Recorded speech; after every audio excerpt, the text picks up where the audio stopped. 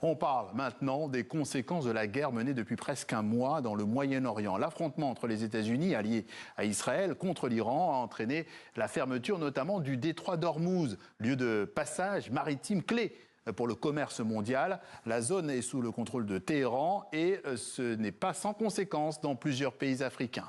Antoine Delpierre, Véronique Pérez.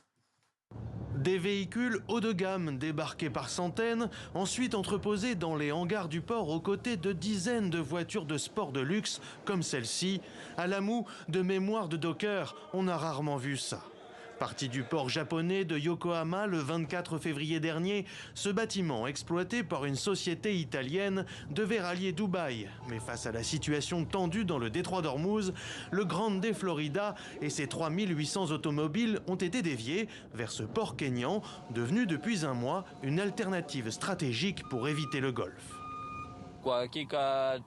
Nous attendons encore d'autres navires, car plusieurs agents ont déjà formulé de nombreuses demandes de renseignements concernant le port de Lamu, en termes de profondeur, d'espace, et pour savoir s'ils peuvent venir y décharger de la cargaison ou y mouiller l'ancre.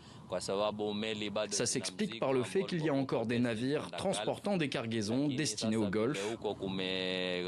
Mais comme la situation s'y est détériorée, en attendant, ces navires errent en mer.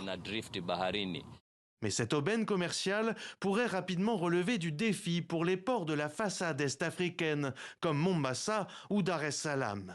Déjà saturés, ces hubs régionaux pourraient paradoxalement pâtir de la situation avec des retards dus à la congestion du trafic portuaire. Une certitude pour l'heure, le cap de Bonne-Espérance en Afrique du Sud et le port de Durban retrouvent de la vitalité.